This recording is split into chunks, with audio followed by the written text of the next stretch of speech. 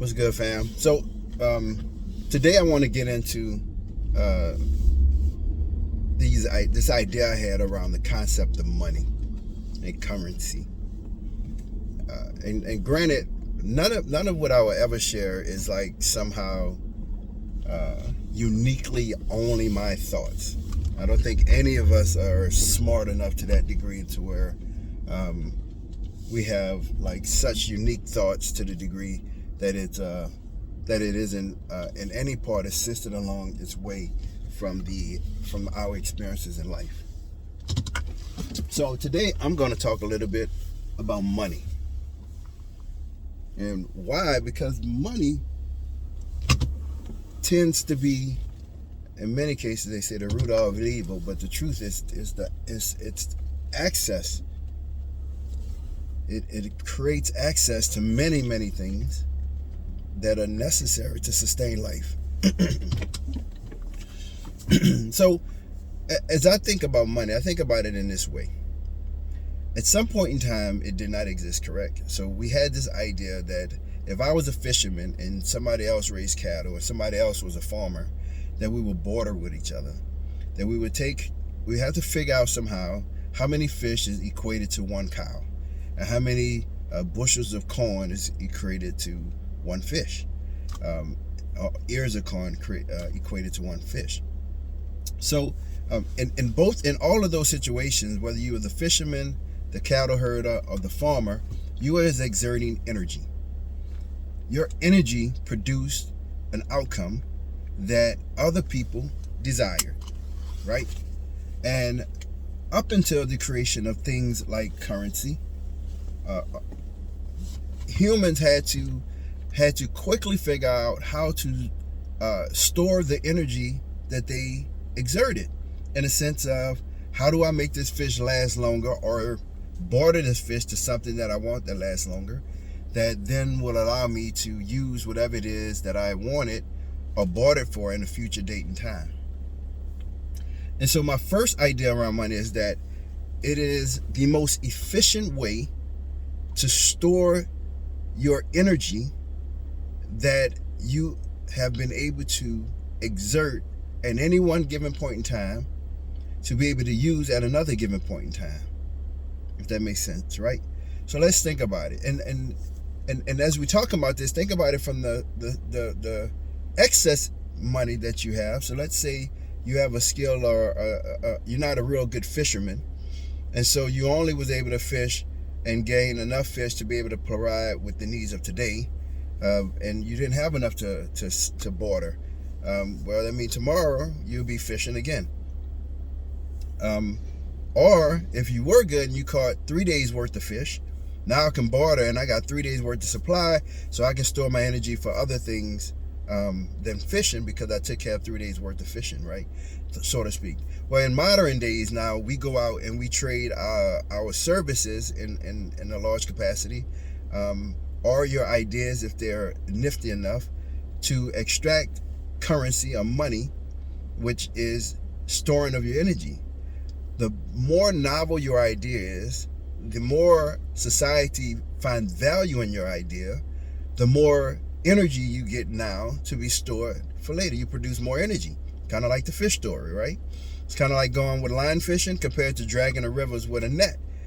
So it probably take close to the same amount of time, or take a day's work, but the outcome of line fishing compared to net dragging is a significant different outcome, which allows you to store a large amount of energy for future usage. So how do you navigate this world in a way where you're not solely driven by this money thing in such a negative context? And so I have a couple thoughts to share. I think the magic in life is when you have the capacity, or your skill that you have developed for whatever amount of time that you enjoy doing, generates enough energy to sustain your desired life. And so much so, because we are outside of the realm, our society doesn't function as it did in the old days, where the elders are cared for by the young.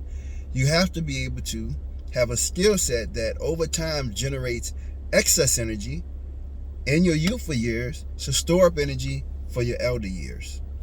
And if you don't do that, then you see, like many of our elders, they struggle.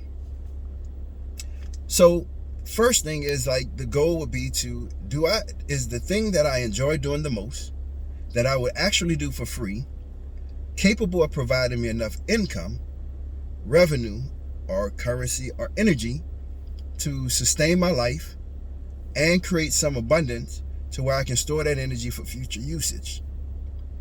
If that is not the case, that does not suggest you should abandon, I don't suggest that you abandon the thing that you would do for free. I would suggest, based on its potential outcome of its production power, that it may be a hobby, or it may be a side hustle, or and in that case, you still have to figure out, what else am I going to do that's going to allow me to sustain, to generate enough revenues to sustain the life I desire, while also having some excess to save up for later times. That's my philosophy around money, and a thought process about how you go about it. Because at the end of the day, we all have 168 hours a week. And in any modern full-time job, you're talking about spending 40 hours, 56 of them sleep. So you have a slew of hours left over after work, commuting, to determine exactly where you exert the rest of your time, right? And so I am suggesting that find the thing that you're passionate about first. See if it can sustain your life.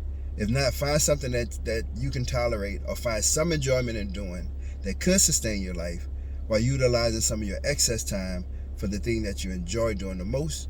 And I think in that you find some balance and happiness in this life, in this work-life balance thing that everybody seems to claim is eluding them.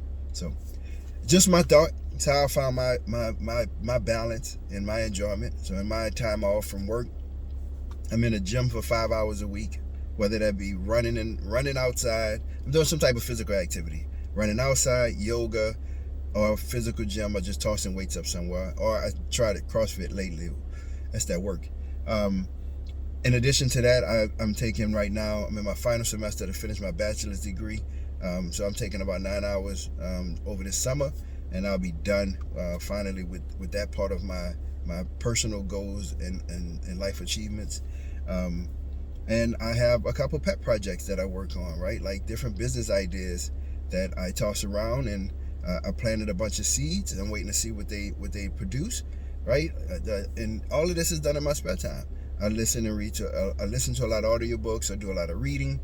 And then, of course, there's time for family, friends, and fun, because I like to do traveling and things of that nature. But again, I found my capacity for work-life balance by first deciding what it is I enjoy doing. Is what I'm doing to earn money, something I enjoy doing, is sustainable and creates enough to be able to produce enough money for myself to survive, as well as my family. If you have a family, if you have kids, right, you have to take that in consideration. And then the excess time goes into other enjoyable life things. And applying my stress theory, I have what I like to think is a great life. So hopefully this stuff helps. Till next time. Peace.